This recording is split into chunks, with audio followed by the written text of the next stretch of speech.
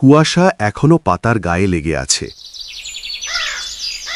একটা ছোট হরিণ ধীরে ধীরে এগিয়ে চলেছে। আজ তার জীবনের প্রথম দিন। মা তাকে নিজের মতো করে খাবার খুঁজতে বের করেছে। মায়ের কথা মনে পড়ছে, সাহসী হও, জঙ্গল দুর্বলদের গ্রহণ করে না। হরিণটা থেমে চারদিকে তাকায়। হঠাৎ ঝোটের ভেতর থেকে ঢপ করে একটা শব্দ। একটা আহত পাখি মাটিতে পড়ে আছে, ডানা ভাঙা, শ্বাস নিতে কষ্ট হচ্ছে। হরিণটা একটু ভয় পায়, কিন্তু পিছিয়ে যায় না। ধীরে ধীরে কাছে গিয়ে বলে, ভয় পেও না, আমি আছি। পাখিটা কষ্টে চোখ তোলে, দৃষ্টিতে ভরসা আর একটু আশা।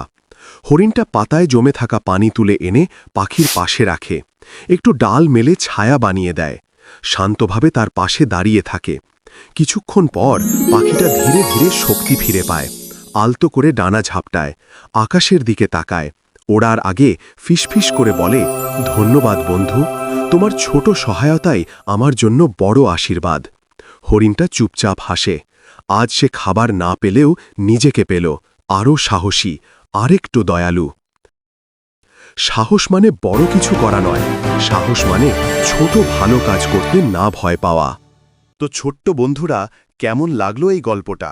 গল্পটা ভালো লাগলে ভিডিওটিতে একটি লাইক করে, চ্যানেলটি সাবস্ক্রাইব করে বেল আইকনটিতে ক্লিক করে দিও। সবাইকে ধন্যবাদ জানাই।